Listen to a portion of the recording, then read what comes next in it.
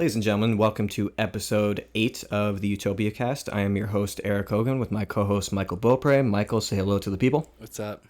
And we're also here with our co-host, Elliot Vojnica. Elliot, hit the tagline that everyone knows and loves. Yo, yo, yo.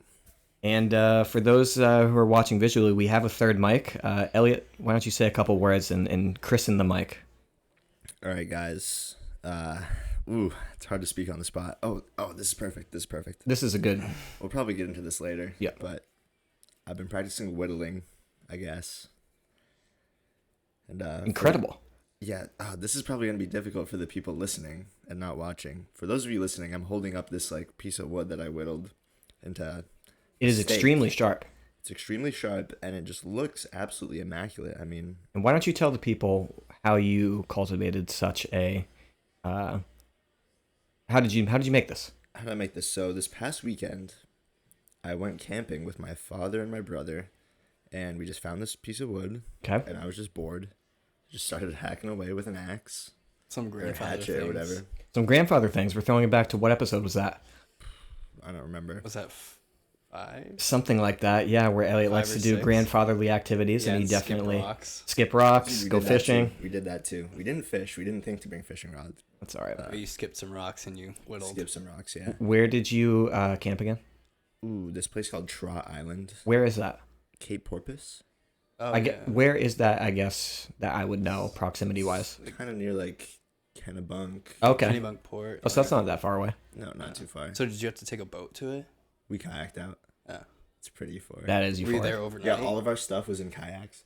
Okay, this is actually funny. We're getting way sidetracked, but Grace left yesterday, this Saturday, for her trip. She goes camping with her friend, and it was so funny because I was there, and she was packing, and she has like a huge suitcase, like 4 huge bags, like food. It took her like an hour and a half, like just with me there packing, and she was already half packed before, and then just to contrast that, right, me and my brother and my dad go out yesterday on kayaks. We each have just one bag and sleeping bags and the tents, and it fits all in 3 kayaks, plus the food we were going to eat. I don't know, just funny. I mean, she is gone for a week and you were gone for a night. That's a valid point, but I mean... Well, thank you for christening the mic, Elliot. Yeah, sorry for going on so long. Absolutely not. I think that was a great way to start this pod. You got back to your roots, and we're getting back to our roots right now with this next podcast here. So before we get into like the things that we're going to talk about today, you guys are 13 days out. We are. How? Let's go with Michael first. How are you feeling? I'm feeling okay. I just came off of like being sick. You were sick. Why don't you describe exactly what you were kind of going through? Because I was actually pretty concerned.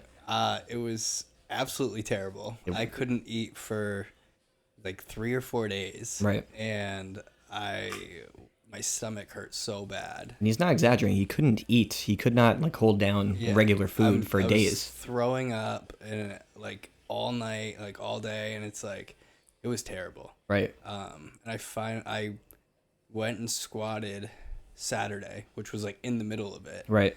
I hit 405. Oddly, you felt fine when you worked out. It was so weird, but as soon as I got home, I felt terrible. Yeah. That's how it is when you get sick. Yeah. Yeah. Seriously, your symptoms go away completely. And Yeah. then you go home and you feel terrible. And I was like, there's no way I can go to work. Like, I wanted to go to work on Monday, but it was like, no way. Right. And that was probably the right decision. Yeah. Yeah. But I'm feeling better now. And it kind of affected Wednesday's deadlift a little bit, I think. I really think it did, to be honest with you. I hope that it's that because it didn't feel great. Right. But it still moved okay. I hit 510 on deadlift. Yep. What was it? Saturday's workout. Bench felt really good. I hit 275. Yep, and that's what we talked about. Bench peaks late, so you just got to stay with it. Yep. It felt absolutely amazing. And your squat moved really good. Yeah. What was the number there? 420. Yeah, 420. So you're, in my honest opinion, I think you're in a good spot. Yeah, I hope so. Yeah. So 13 days to kind of get it right. Elliot, how you feeling? I'm feeling good. My deadlift anxiety is out the window, so that's good. You had a great deadlift session on Wednesday. It was euphoric. Yeah, you came in lit. You were ready to go. Lit. Grace was lit too. It was the first time I seen you. I mean, you know, we haven't deadlifted like together in a while, but it was the first time I've seen you like actually be excited to deadlift in a bit. Yeah. So that was refreshing. Just for a while there, it just sucked. Yeah, of course, because you're like had anxiety with the thumb, and thumb gate is now over. Thumb gate, yeah. No, but I pulled up lit. You pulled That up was lit. so fun, actually. He showed up and he was vibrating. It was. Were you guys together? He was finishing his workout. Yep, that was my last session. Oh, yeah, so that was a light day for you. Yeah. Yeah. Yep. But yeah, there was a point where I thought I took too much pre-workout because I was like right about to take my top set and I was shaking and I was like, well, I don't know if I'm like gonna be able to get into position like this. Like I'm too like jittery. Not going to go on a tangent real quick, but we like to call that being stimmed out on the Utopiacast. I've witnessed one person, I guess, get to the point where they're actually stimmed out, and that is Mr. Andrew Graves, featured on episode 3. Yeah. He showed up to this house. This is when I still had my squat rack in my bedroom, and he didn't want to pay for a gym membership. So he's like, "Can I squat here?" He showed up. I think he had 2 monsters already. No, he had a coffee and 2 monsters.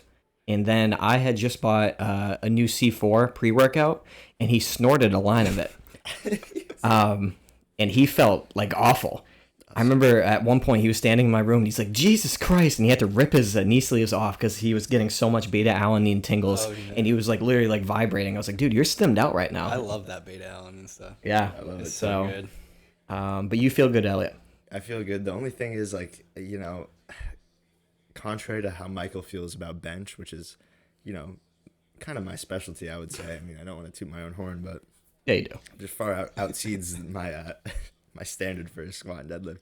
I feel bad. Like I feel not as good as I usually do, and I'm cutting weight, so yeah, I guess exactly. it's fine. And unfortunately, that is something you do have to consider when you are losing body weight, because I think out of all of the lifts, and I actually think there is research on this, the one that affects the most in terms of the power lifts is the bench press. Yeah, but it's fine. I mean, I still put up my numbers, and just doesn't feel as good as it usually does. So it's kind of making me anxious, but I don't really care. Yeah, absolutely. Still gonna do it. So yeah, absolutely. And for the people who go through spurts like this where they're preparing for a meet, you also have to take into consideration you're fatigued. And when people think of fatigue, they think tired. You can be fatigued and not tired, and it's not like a mutually exclusive thing. Fatigue is more so built up like a cumulative stress over a training cycle, whereas being tired just means you didn't sleep well or whatnot. So you are definitely in a state of fatigue right now, even if you don't really recognize it. Yeah. And that's gonna and the same thing with you too. That's going to kind of go away as we peak as well. Exactly. That's the whole point. And there's no real point to taper unless you have built up fatigue. Right. Otherwise, then you're honestly going to detrain if you don't have any fatigue to kind of dissipate. Yeah. So that's good. So you guys, 13 days out in sunny Saco, man. Remember, you guys said that you're going to do the suits. So if you don't show up wearing suits, everybody's heard it. Yeah, exactly. Everyone is going to clown you guys for that. So, suit. Excuse me? my ninja suit. Yeah. All right. So. And you competed yesterday. Oh, yeah. So, I didn't meet yesterday. Didn't have a golf outing. I unfortunately lied to the Utopiacast. I was not golfing. I did go to a powerlifting meet, and I did lift in said powerlifting meet. Pro 3? 1,300. Yeah. So it was my first 1,300 pound total. 1307 at 147. It was a good day. I went 9 for 9 at an all-time PR squat of 469, 212 kilos, 212 and a half. I bench pressed 303 pounds, 137.5 kilograms. That's huge for you. Yeah. Huge for me. 2.1 times body weight bench press for this kid. That's crazy. And back in 2018, you getting pinned with 200 pounds. Yep. And me and Michael were talking before we started shooting. My first meets bench press was 214 pounds. So a little under 90 pounds of bench progress in that time in meets. 4 years? Yeah. 5 years? Yeah. So which doesn't sound like much, but I think it's a lot. So especially for the bench, especially when you stay the same body weight. And you were you literally just learned how to bench then. So you've been benching for only 5 years. Yeah, something like that. Yeah, so it was a huge breakthrough for me, and I'm glad I went for it because I had the opportunity to take 2.5 kilograms less, which I knew was going to be there. But I was like, you know what? I've trained really hard for this, and I was judging based upon all of my other meet preps that bench tapers really and peaks really hard for me. And I'm good for anywhere between 6 and 11 pounds than my last heavy single. And I kind of rolled with the high end with that. And same thing with the squat. And then deadlift, what happened was, a lot of people were saying like, why'd you take so for those who are paying attention or watching the lifting cast or anything like that, I only jumped 2.5 kilograms from my second deadlift to my third deadlift. And some people were saying like, why did you do that? You had so much more. And I agree. I definitely had probably about 5 kilos left in the tank. I secured, so this is a big point for a lot of people listening. Make sure that the goal is the goal and let a good thing be a good thing, because I got what I came to do, which was the 1,300 pound total. I secured that on my second deadlift. So me and Andrew Graves, who handled me and did a phenomenal job as he always does, kind of said, okay, based upon my subtotal, this is what I need to do that. So we had our attempts already. So I had already planned my attempts based on that, but we were going to adjust them anyways so I could, get it on the second. And opened up at 227.5 or 501, moved really well. And then we moved to 240, which is my current meet PR, and that secured 1,300. And my, again, meet PR is 240 kilograms, 529. We had the conversation. And this is another thing. The third attempt deadlift, you can change it twice, okay? So if you're deliberating on what to do, just put in attempt and then just wait, and then you can talk about it and you can go back and change it. I always recommend people do that. So I think we put in for 245. I might be forgetting. I might be fudging that up a little bit, but I was like, you know what? I think I have this. Let's just go with the short end. Let's go 242.5 so I could leave 9 for 9 because I knew I 100% had it. I would leave with an all-time squat PR, an all-time bench PR, and a meet PR deadlift, and just 2.5 more on the total. And I let a good thing be a good thing. I could have probably taken another, big jump and sent it or whatever, but I've done that before, and it's never really ended well for me. So I just kind of rocked with it. So 592.5, 1307, and I feel awful today. It was a really good meet. I got to pick my song. I picked Heads Will Roll for the third attempt. You should have seen it. It was like ethereal when that dropped, and I don't know. It was sick. Robert Dortona, Bobby, was lift off for bench, and he was spotting loading, and it was cool having him out there. Odyssey meets are really fun. Erik LaPointe runs a really good meet. I got drug tested for the first time since 2019. That is euphoric. Yeah, so I haven't been drug tested since my third meet. I'm surprised you haven't been drug tested like more recent, like because you just competed not that long ago. Yeah, I know. I would love to be drug tested every meet. You gonna pass? Yeah, I think I should be okay. Fail for swag. Yeah, fail for swag. I showed up in the Michael Jordan fit. For those of you who follow me on Instagram, you can see what I pulled up in. I was stunting. I personally say I was stunting on everyone, but the only reason I say that is because like everyone told me that, so I'm gonna roll with that as well. But yeah, it was really cool. I don't really like making these things like. There's a reason why I didn't say that I was doing a meet. You know what I mean? Because I just don't like bringing attention to myself where it doesn't need to. But it ended up really good, and you guys knew about it, and you guys supported me the entire time, so thank you guys. And it's you guys' turn next time. Yeah, I'm excited. Right? So I set the tone, and you guys usually set the tone for me, so I figured, I'll set the tone for you guys, and then you guys can kind of follow suit, which I know you guys will. Yeah. So, what are we thinking today, guys? What are we going to talk about? We talking about programming a little bit? Yeah, so we can kind of talk about, we were, kind of going back and forth with some things to, I guess, kind of talk about that we haven't touched upon yet. And I figured, Michael actually brought it up, program design and stuff like that, because again, we alluded to, I believe in episode 1 or 2, that these guys, powerlifters, 2 different weight classes, but, pretty much have 2 different types of programming that both yield them to get strong. Figured we might as well talk about that. Elliot, what is usually featured in your programming? What is like the staples that you see in your programming? I actually coach these 2 guys, as most people know. What are the things that you usually see in each block that kind of are, these things are always in there? Maybe rep ranges, maybe accessories, stuff like that. I think the most notable thing is rep ranges, like just high volume. Okay, You keep me high volume, because I was talking to Brandon the other day, actually.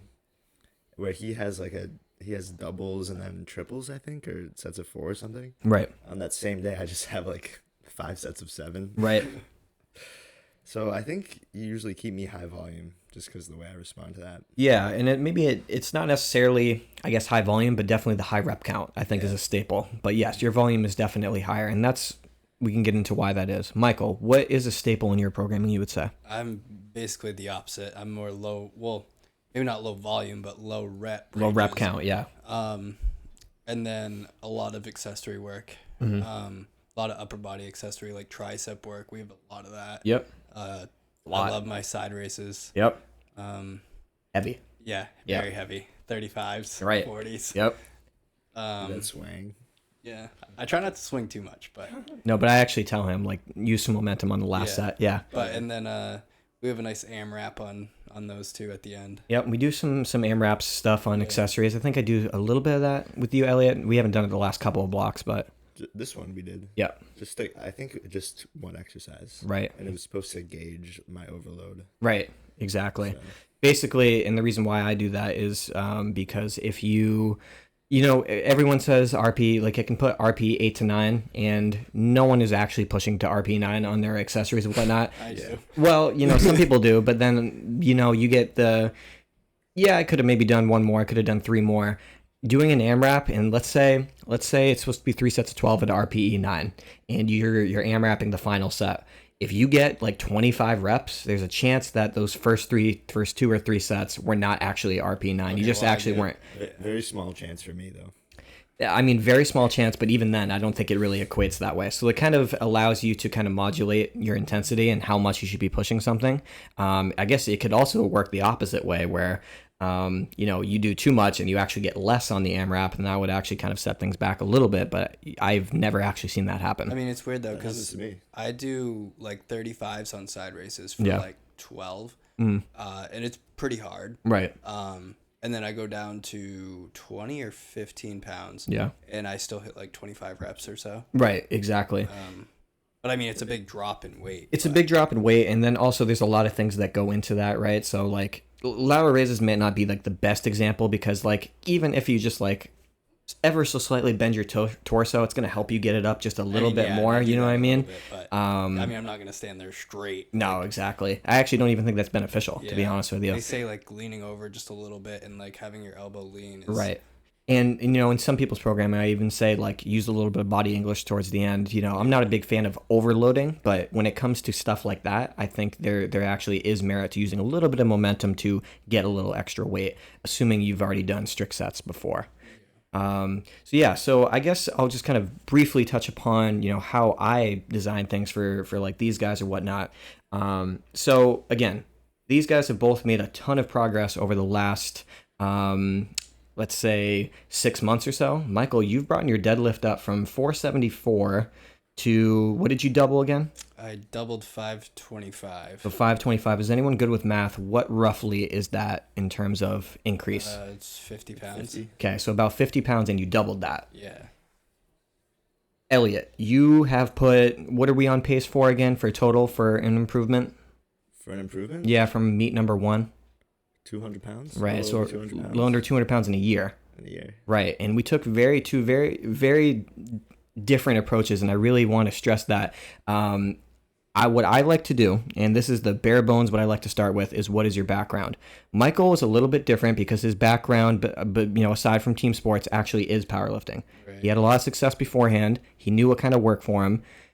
Again, I'll lean into that in a second here. Elliot was a little bit different in that, he kind of had, I'm not going to say a bodybuilding background, but you definitely had more of a, what would you call like a bro style lifting background? Yeah, like I just was in the gym. Right. Doing whatever. Which honestly, to me, is like the best background to have besides direct powerlifting. And it definitely played volume for your bench. So what I like to do is I like to take someone's background and I lean into that background at first. So I like to use actual examples. We've shouted him out last podcast, Sam Peterson. Who has a background in running and long distance and stuff like that. Common knowledge, and this is what we talked about, I believe, all the way back in episode 1. The common knowledge would say you do heavy 3s, you do heavy 5s if you want to work on strength, right? For people like that, usually you're kind of going in the opposite direction. So that 3s and 5s at RP 8 or 80%, 85% doesn't net a ton of strength benefit as do the 7s at 68% and stuff like that. So a lot of the stuff that I like to do in block 1 is trial and error. you're not going to get it right in block one. And I think it's very irresponsible for someone to say, I can get you strong, in one training cycle. They might get lucky, and I've definitely gotten lucky a couple times. I'm like, okay, this works. We'll rock with it. But otherwise, you have to see what kind of works. Elliot, you're absolutely right. Your rep count is a lot higher because I think that you just respond better to that. Now, that doesn't necessarily mean that we keep reps high. Your squats are low rep on your primary day. That's true. Because, guys, I just made this whole claim that, some people get a lot out of the high reps or whatnot. You do have to become a little bit more efficient in those higher intensities. So you add that in for practice sake. That's true. I'm also someone who I wouldn't say struggles, but I need that form, that single exactly mental kind of absolutely. And I'm glad that you mentioned that because when it comes down to powerlifting, there's two, I guess, big things that you need to, I guess, consider. One, confidence, right? And this is why the old powerlifting programming I'm not a big fan of, where you would do triples all the way up to the meet and your first singles would be at the meet. Yeah. You know what I mean? Everyone says, I could hit it for 3. I can definitely do X amount for 1. Right. But I think you guys have seen it in yourselves. It's it's not necessarily the case. Right. Yeah. It's somewhat how I used to train. I used to hit doubles, but I didn't do pauses. So basically what I would know going into the meet was whatever I could double, I could do for a pause. Right. And that is certainly one way to do it. Yeah. And I'm not going to sit here almost every style of powerlifting works. Any type of programming works. I am just personally not a fan with that. I would just say, why wouldn't you just do a pause single? Right. You know what I mean? There's no reason why you can't do a pause single or a single on the squat or a single on the deadlift or whatnot. So confidence is the first thing. You need to constantly reinforce heavy weights. If you're going to do powerlifting, at some point you're going to have to lift heavy. And I think along the lines, some people, maybe not me personally, but a lot of people think that you have to be sub-max all the time.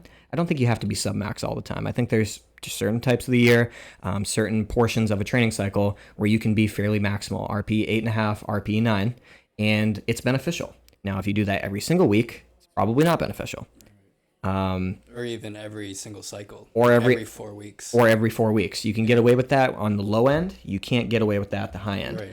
Elliot's programming, Elliot pretty much has either an RP 9 or 8.5, honestly 9 or 9.5 work almost every block. Every block, yeah. Almost every block. And he is on the very low end of the training schedule, whereas Michael will end with an RP 8.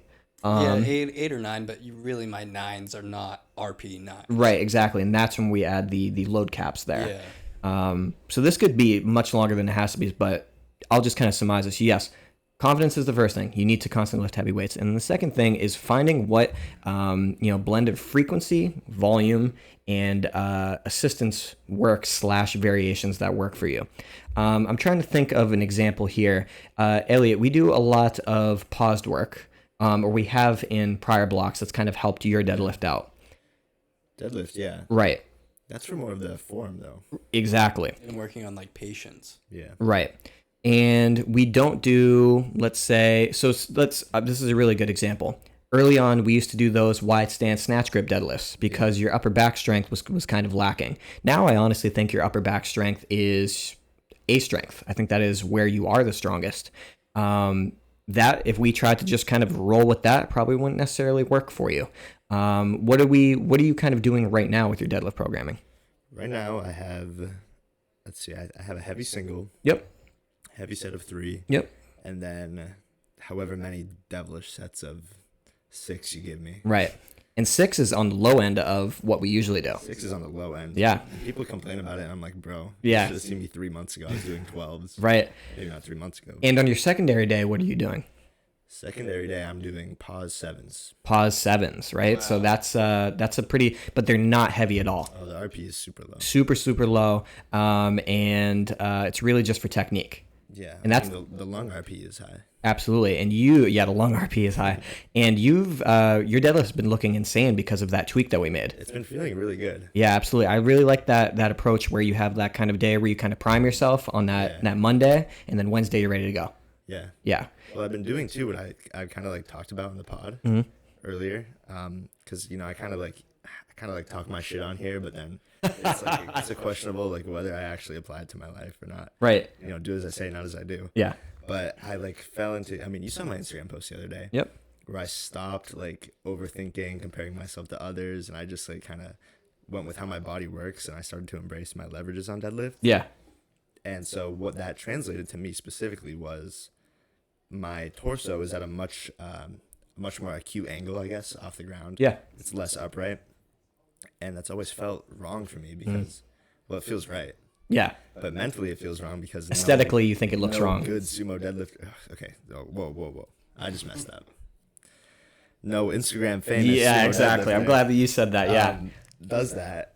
And then, but you know, recently I've been just like wedging myself the way I like it. My torso has been a little bit more bent over. And I just feel like more amazing than ever, though. Stronger than ever. Weird, right? Shut up. It's almost as if I've been trying to get this in his brain for the last year. But you know what? Better late than never, right? Yeah. Michael, what are you doing for your deadlift training? So this is to kind of show the juxtaposition here. Right now I have heavy singles. Then I have a back down 3. Back down 3. So yeah. Elliot does have a back down 3, but then he also has sets of 6 after that. Now you have a back down 3 and then more 3s. And then more 3s, right? Yeah, I usually have I think I had 4 sets of 3 this week. Yep. Which was the peak of my volume. Per session volume, yeah. Yep. But before it was like 2 sets of 3, then 3 sets of 3. Right. In the past we've done 4s for Yep. back downs, Yep. and those worked really well. Yep. But my top set is always pretty low, like 2. Right. We don't really go over 2.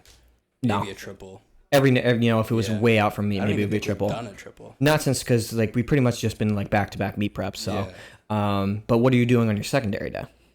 Conventional deadlifts. Right, conventional deadlifts. We were gonna do a secondary sumo, but I get really bad like adductor pain. Yep. And I've been doing acupuncture to try and help with that and like stretching and like massaging it. Right. It's so annoying. Yeah, absolutely. But even then, like we talked about this, like for whatever benefit it may have had to do the second day of sumo work, even let's say, your adductors did handle, you like conventional for what it does for your back strength. You feel that your back is stronger when you have that conventional work in, even if it is not heavy. Right. That kind of goes back to that confidence thing. I like to roll with what, to an extent, if someone's, just wants to do what they want to do, I'm like, why would you want to be coached? But Michael knows that works for him. I'd rather him be confident in his approach and just kind of roll with that. And, and I trust him and Elliot as well to just keep that day light enough so it's not going to, fuck up your Wednesday session or whatnot. So that's another thing. But that kind of goes to show you've put a substantial amount on your deadlift. You've put a substantial amount on your deadlift and your approaches are completely different. Yeah. That has to do with maybe muscle fiber type. That maybe has to go with your background. Regardless, find what the biggest thing that I think my programming mantra is: find whatever works for you. Don't go away from it. We make minor tweaks, but we don't go away from it. What I usually kind of fall back on, and what I usually I guess admit that I did wrong when I first started coaching people is I kind of went back to the old book route, where, you do your 12s all the way out from the meet, and then you're 8 weeks out and you do your 5s, and now you're 3 weeks out and you do your 3s, and that's your peak. That might work for you. That might work for another person. I can tell you right now, that's not going to work for Elliot. That doesn't even work for me. So find what works for you. Find what makes you strong. If 10s make you stronger, your single stronger, don't go away from 10s. Maybe you want to do 9s every now and then. Maybe you do 11s. Don't go away from that, because we spend too much time trying to find what works in order to just add 5 pounds to our bench or add 5 pounds to our deadlift, that it's not worth it, right? So you just got to kind of stick with that. But for the most part, you would say when you're further out from meet, you are doing higher reps. And even with the people that work well with it, you still got to hit that single. Yes, exactly. So there's always going to be heavy work and there's always going to be some type of volume. Now, how that depends is, again, if you're close to a meet, probably the rep range is going to be lower, but lower looks different compared to other people. So 6 is low for Elliot, whereas 6 would be very high reps for you. But he's still hitting a single. Right, but he's still sitting single. Now, one thing that we did with you that I felt like kind of will take well, now you had, the sickness that kind of, made things a little bit different. We had heavy pause work and we kind of flowed right into heavy regular singles. Yeah. And Michael was kind of requesting that because he felt that he kind of lost that patience off the floor aspect. Yeah, I almost felt like I was like trying to yank it off the floor. Right, exactly. And you'll see that a lot with sumo pullers, that the further and further they get away from pause work, the more and more that kind of yank, and because sumo honestly is a tough lift to kind of wrap your head around off the floor. Yeah. So if you can kind of address that, head on, and that's why I recommend for a lot of people to actually warm up paused and try to warm up pause for as long as you can. But yeah, I could speak for ages on this. One thing I want to talk about, going off program. Yeah, Michael's laughing about this. Now, Michael, I'm going to just forewarn here. Michael is golden when it comes to meet prep and even off season. When it comes into meet prep, I do not go off program. At all. Before, I'm not talking about like when me and you were working together, but like when we first started working out together, you would just kind of do whatever like on the day. Yeah. Elliot, you are victim, definitely. I'm not going to say victim. You are definitely guilty of going off program. Not often. I'm not going to say often, but you've done it before.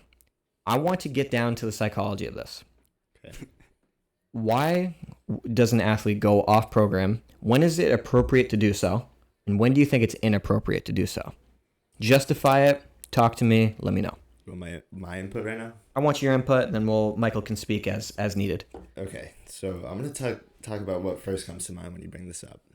And it's when I hit 315 instead of, I think I had a heavy double at like 300, or maybe it was like 295 or something. Mm-hmm. And it was also supposed to be on a Saturday. Right. And then I came in on a Friday and I just hit 315 for a single. And I didn't even squat. So whatever. I usually squat and bench. So that was pretty egregiously off program.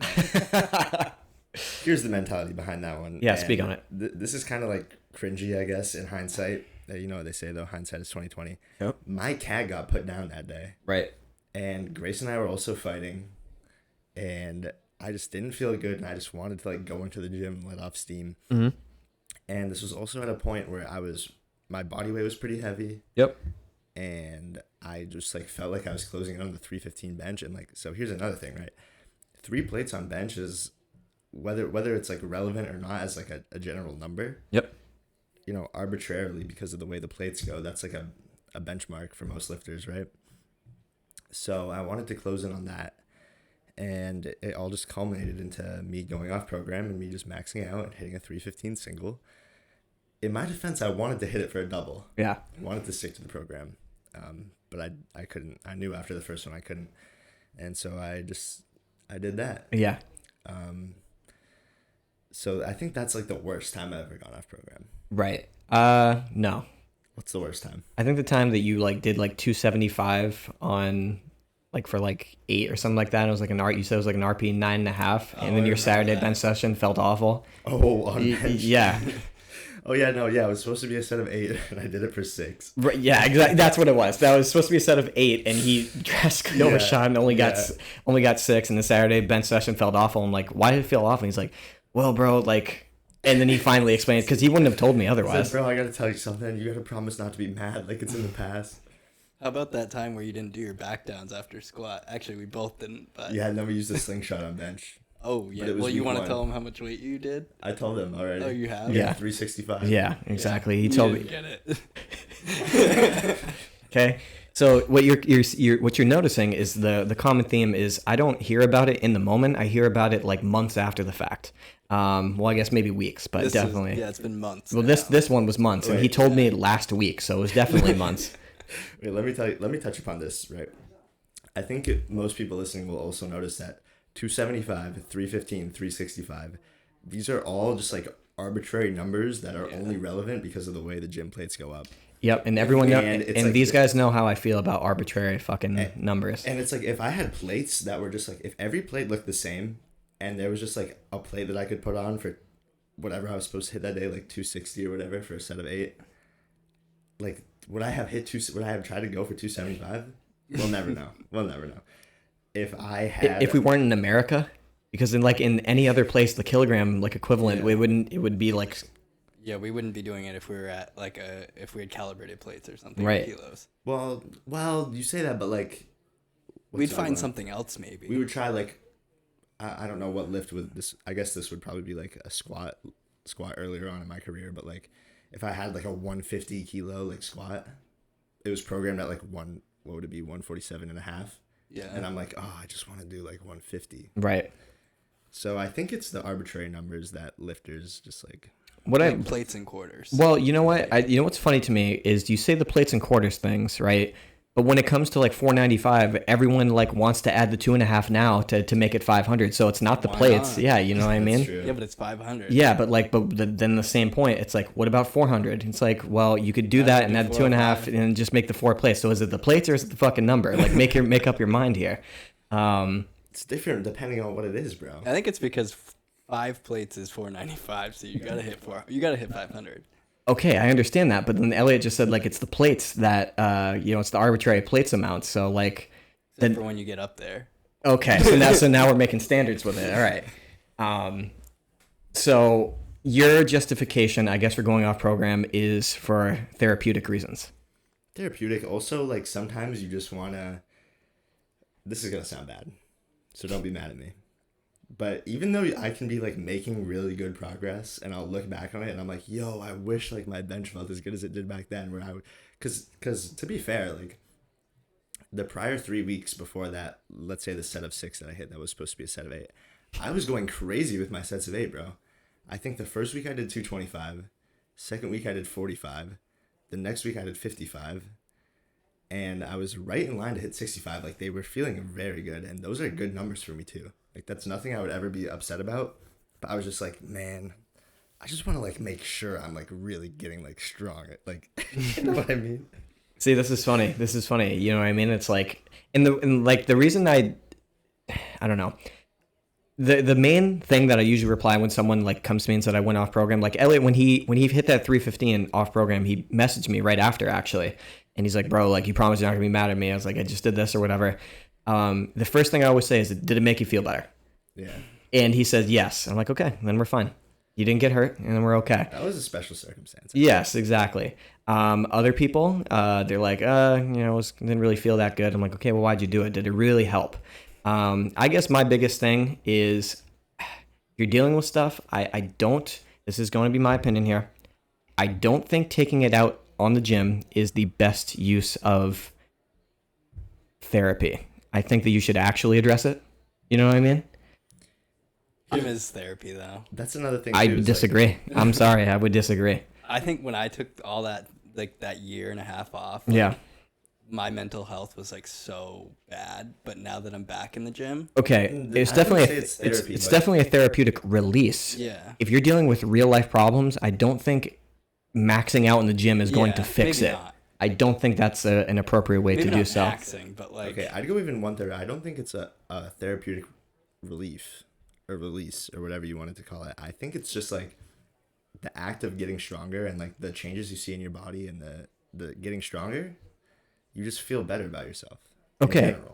what if you fail to lift? Yeah, but I'm gonna say, what if you fail to lift, and then what happens, and then you feel awful about yourself? Yeah. Get grumpy all day. They see exactly, and that's you see that a lot with people because I coach with a ton of individuals who have done this, have gone off program, they failed, it was an awful lift or it was like a hitched like grinder or whatever, and now they feel awful. So they had a bad day, they want to blow off some steam. I always hate that.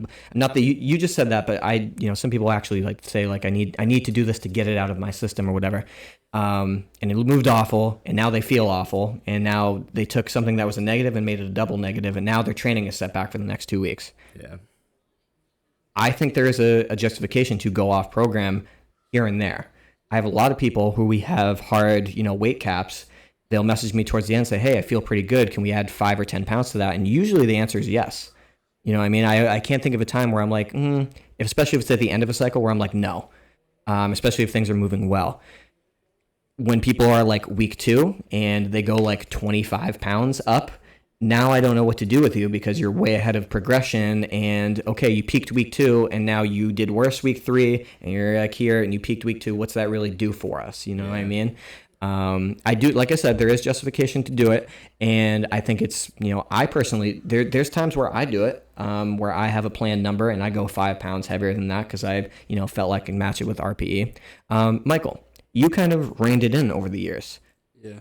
What's been the change? Why have you been sticking to the plan more often? I mean, for the most part, I have always kind of stuck to what I had planned. Okay. I would always make my own programs. I'd like pick a number that I want, say like 5-6 weeks from now. Yep. And I'd pretty much stick to it. right now, the only thing, I mean, obviously I wouldn't go off program in meet prep, but Yeah. like if I were to go off program, like in off season, Mhm. it would only be like because you programmed 400 pounds and I want to hit 405. Right. And the occasional slingshot, like, Boys night slingshot. Yeah, boys' night. like when you're not there, and we're just Eric's like, got it. Yeah, it's exactly. week one, might as well. But I think I mean, I've never gone crazy off program, but I just don't want to like ruin my progress. Yeah. Like I don't want to fail a lift, especially. Right. But if I'm gonna go off program, it's only gonna be like I will a few pounds. Exactly. I will say that it's usually just to get that extra. You know, if it's 400, make it a 4-plate Or deal. it'll be like accessory work where it's like, okay, you had program 12s and I did 10. Right. Because I was like, okay, this 10th rep was like super hard. Yeah. I'm not going to grind out 2 more or something like that. Exactly. And there's less and less consequences with that, the more single joint the exercise is. So if you, I don't know, say I had you do 15 on a lateral raise and you only got 13 or you only got 14, I actually think that's a good thing. So it means you were probably pushing it towards that, RP 9 range. Whereas if you were programmed, I don't know, RP 7.5 on squat and it was a set of 6 and you failed the 4th rep, probably not the best thing, right? Yeah. Probably not. All right. So I got one more thing to bring up. speak on it. This is another thing that I do that's off program Okay. that I've told you about, which I don't necessarily think is that bad depending on how far out from meet you are, but like obviously I wouldn't do it right now, is I go into the gym on my rest days sometimes. Yeah. Because either I'm like just really bored. And I don't like that. Yeah, I think that's he doesn't pretty like bad. that. Yeah. You think that's bad? I don't like it personally, but keep going. Well, the thing is I try to do only like pretty much arms. Yeah. Or That's or something some I sort of would've done. cardio. Yeah, or like, exactly. yeah. Or like mobility work or something. Like I just try to do something. Yeah. And just go like. But I mean, cardio's not bad, but like, you don't want to be lifting too much. Well, he tells me he goes no more than two sets on anything and no more than like 10 reps. Yeah, exactly. Because at that point, it's not actually beneficial for you. My whole point is, what does that actually do for you? Even if it's just like biceps, Right. What does that do for you though? you get a pump.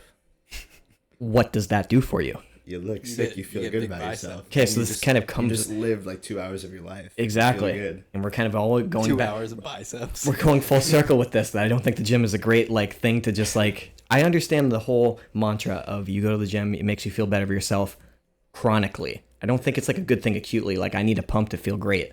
Well, no, it's not acute, but also what you get bigger biceps. Kinda. I mean, one workout isn't gonna make or break it, but See, it's weird. You're kind of like you're diffusing like your point right here in real time. But all things aside, I actually am fine with it when it comes to way out from a meet, right? I wouldn't do that right now. No, exactly. You know what I mean? Really, really wanted to. You got nothing to do. You just want to do a couple of sets of arms. That's not going to throw off your programming, but it also isn't going to help you. And I guess my whole point is, why would you do something that's not necessarily? I personally like my rest days because I know that my days that I'm working are beneficial and the days that I'm resting are equally as beneficial, and it's kind of a good push and pull. Well, hold on now. Because let's say for the 2 hours that you would be at the gym, you would just be like sitting on your computer. Yeah. And you're like, I really don't want to be doing this. There's nothing else I want to be like doing unless I'm lifting. Mm-hmm. You couldn't argue that, just I would say minor physical activity would be better than being a lethargic couch potato. I don't think I made that statement at all. I don't think I said that. I don't think I said that. I wouldn't make that argument, but I would say I don't think you need to be in the gym to do biceps. You could do physical activity. You could go walking, do something. I just don't think that you need to be in the gym to do that, I guess is my whole point. But yeah, I would say get a new hobby, I guess. Go golfing. Go golfing, yeah. Do something else. Whittling. Right, start whittling.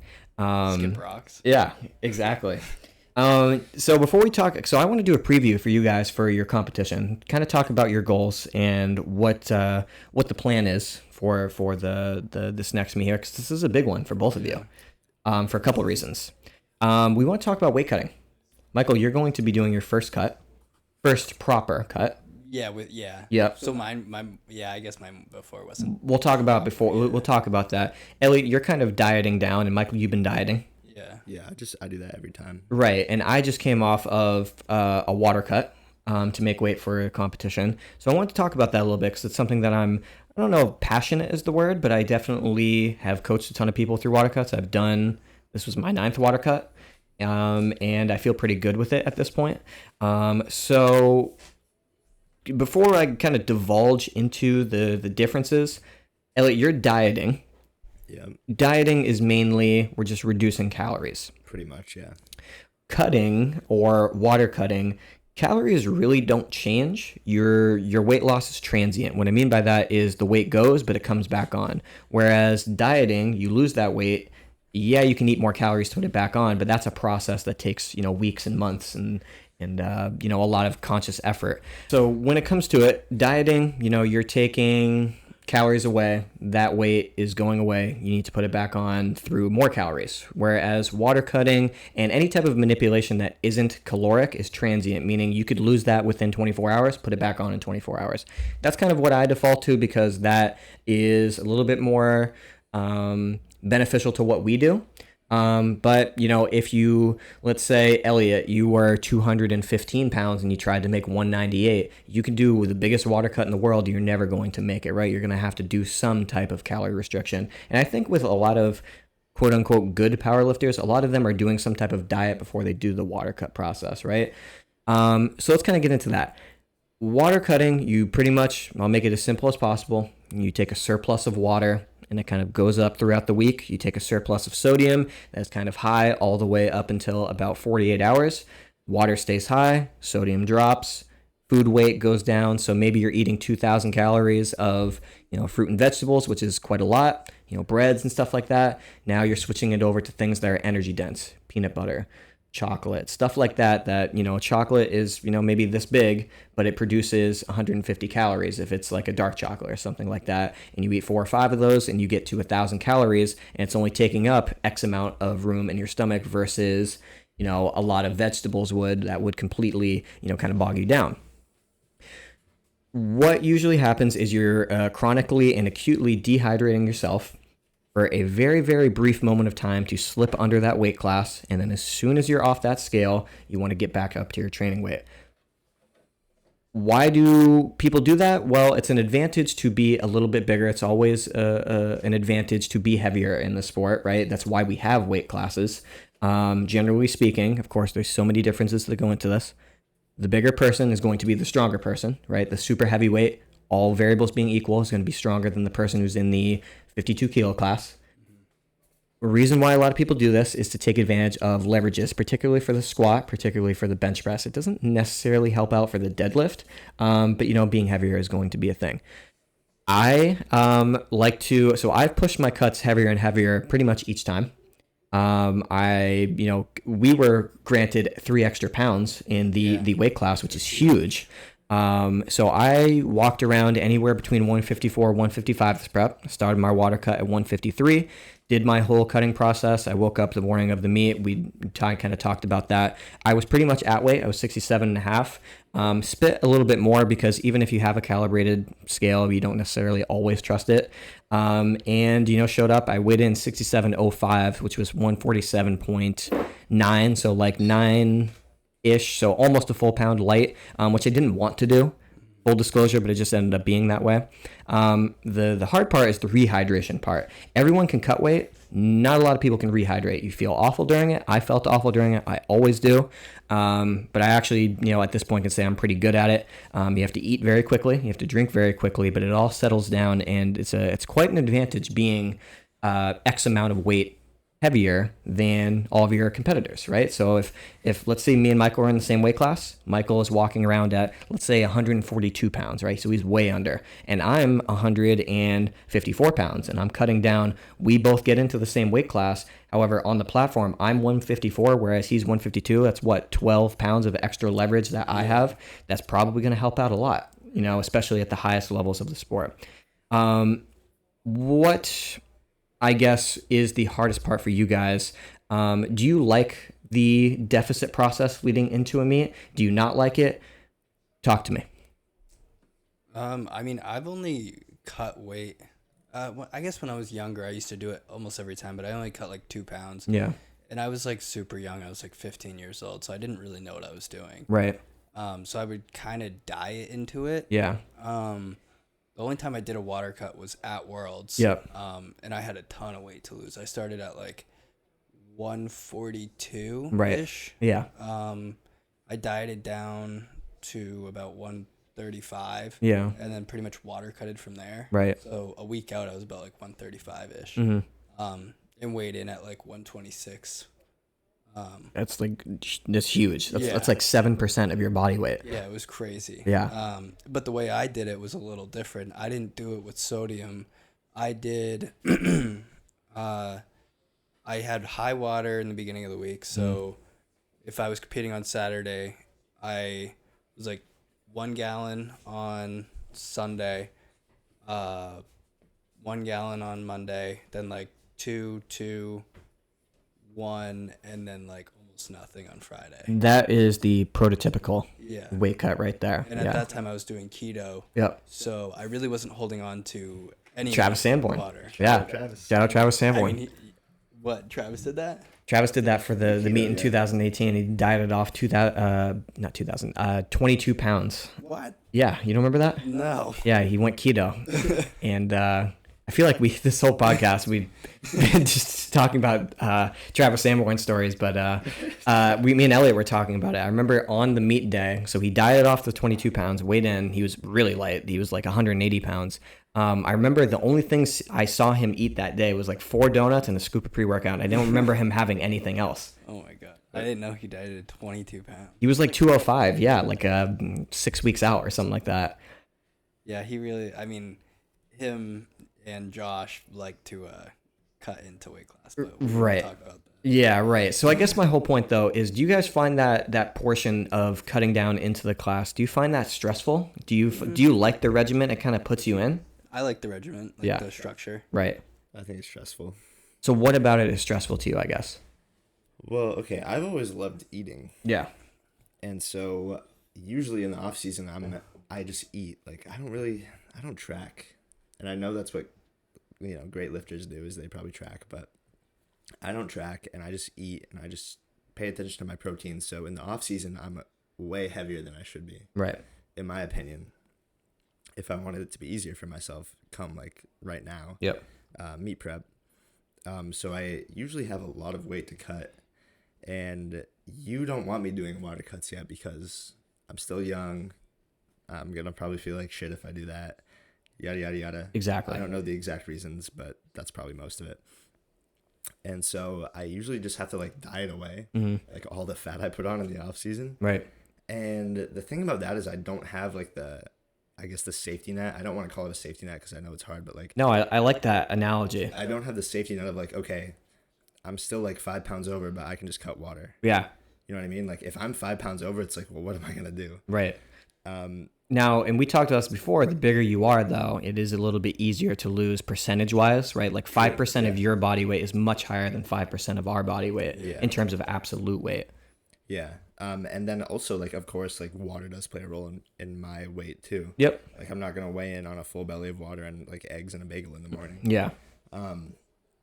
But it's a lot more stressful in that, like I feel just like it takes a little bit more planning on my part. It takes a little bit more planning, and you kind of mentioned that you sit in the off season heavier than you should be. Yeah.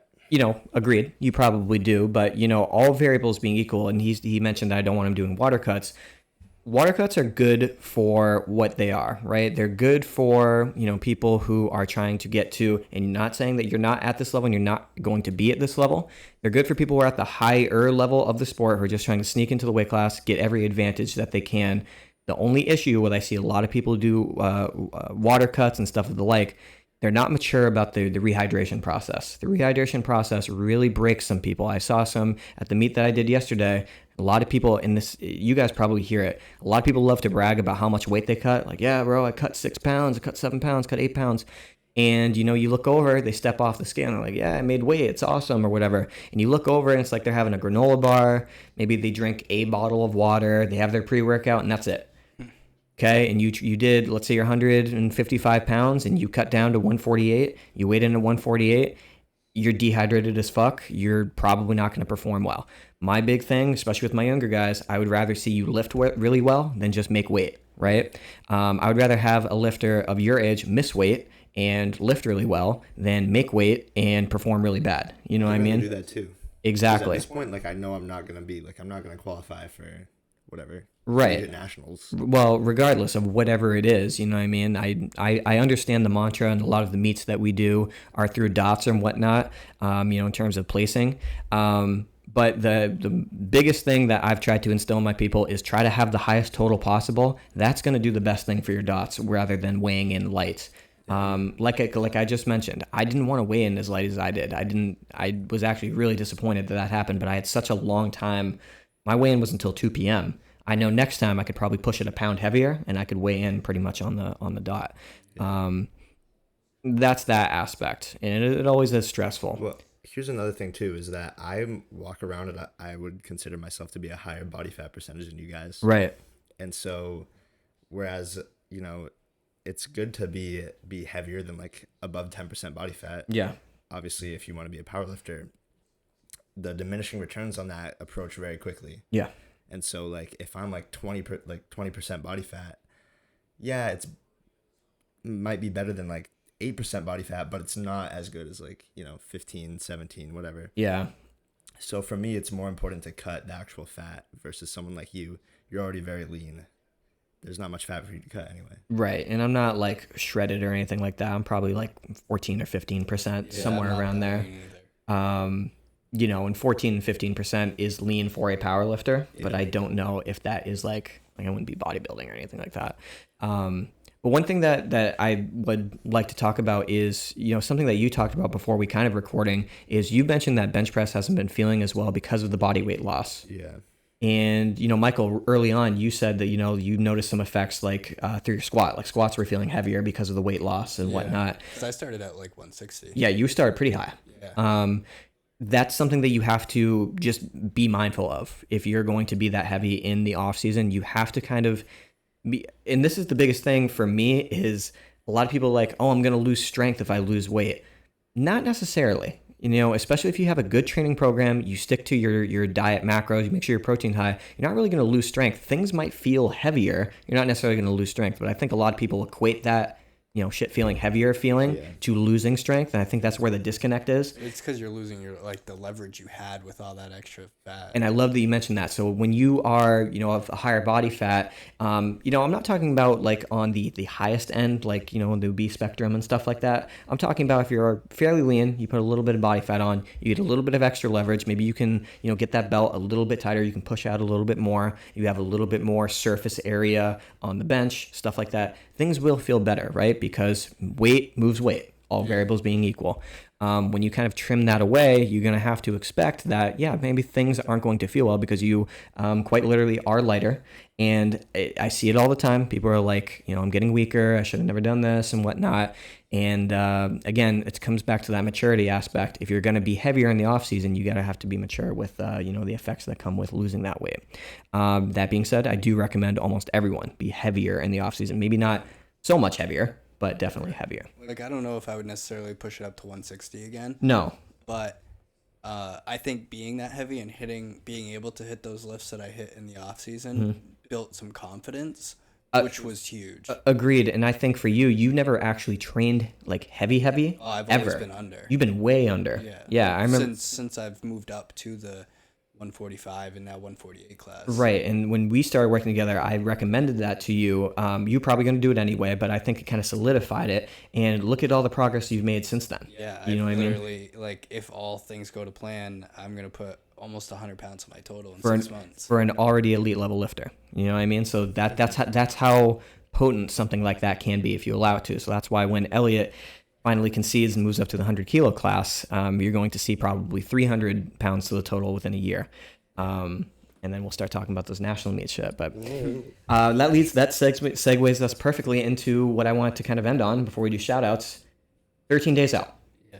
Goals. You don't necessarily need to speak anything into existence. I don't need you guys to speak on things that you're not confident in or don't feel comfortable talking about. What is going to be the goals for this meet here? This is a big one for both of you. Where's your head at? do we have podium dreams? Do we have qualifying total dreams? What are we going for? You can go as specific as you want or as broad as you want. Who wants to start? I'll start. Okay. What are your goals, man? All right, I'm gonna keep it kind of vague because Okay. I don't want to, Josh Dang, Yep. if you're listening to this or Friend of watching the this, Utopiacast. I made you a promise the first meet we did about a certain squat I would hit on the podium, Mm-hmm. and I said I wouldn't compete until I hit that number. It's going down this meet. Okay. So that is that the only goal? That's not the only goal.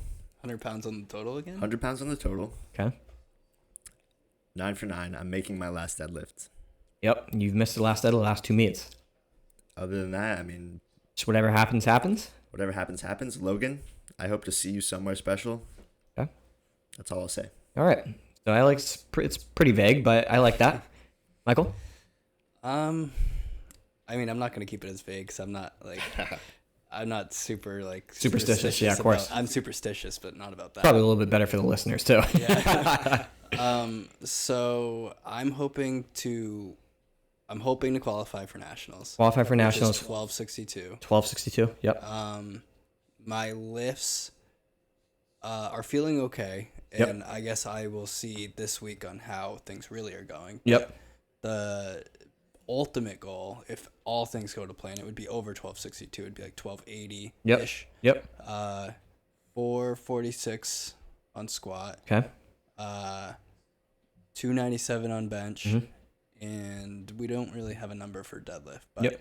somewhere between like the 530 and maybe 545 range. Right. But at least 1262. That's all I really care about. Okay. So your main goal is to qualify for nationals. Yeah. So you personally you don't really care about winning the meet. No, I mean, if I qualify, I probably will win. But Right. If I don't qualify It'll and be I like- win, it'll feel like I lost. Right. But it will be a nice bonus if you qualify and do win. You're basically Right. not going to I'll be very happy because I literally started almost a year ago, right. like to the day. Yep. And yeah, it'd be pretty cool. Yeah, it would be pretty cool. And I guess, I'm fine. I'm not as comfortable speaking on my own things, but I am comfortable talking about my athletes. I'll just say straight up what my goals are for this meet for you guys. I would like Michael to take overall. I think that would be really cool. I think he has I want you to qualify for nationals, and I think what we just said, the numbers to qualify for nationals will do that. But we're giving out some pretty substantial prize money for this, and you're registered in 2 different divisions, Yep. and I think you can win both divisions, and I just think that would be really cool. So I would like you to win the overall. I'd like Elliot to get on his first podium with Logan Allaire in the teens. I can very well see it coming down to the final deadlift, which will be pretty sick. I just get chills thinking about it. And then I have a couple women, and I would like to get at least one woman on the podium as well. So I'm going to be honest. This might be the summer of Team Hogan. Dave Kaler is competing next weekend. He's probably going to be the first Team Hogan athlete to squat 700 pounds in a meet, and he's on pace to total 1,900 pounds. Wow. So he'll not only be the first person to total 1,800, but will be the first person to total 1,900. So, I feel really cool about it. And this will be our 4th meet directing, and times fly. Our first one was a year ago. Yeah, it's gonna be What I helped you at that one. You helped, and now you're poised to compete for nationals, a national qualifying bid, right? So a lot can change in a year. Yeah. So I guess before we go into shoutouts, is there anything else you guys want to say on that? No. Any warning shots at any competitors or anything? Nah, I'm just focusing on myself. That's all you really can do. Yeah. All you really can do. So I guess that's a good point to end that. So let's go to shoutouts. For those who are tuning in for the first time, Shoutouts is a segment where we shout out any entity that we want, anything, anyone. The floor is yours only. Who would like to start? I'll start. Okay. I'd like to shout out this sparkling ice.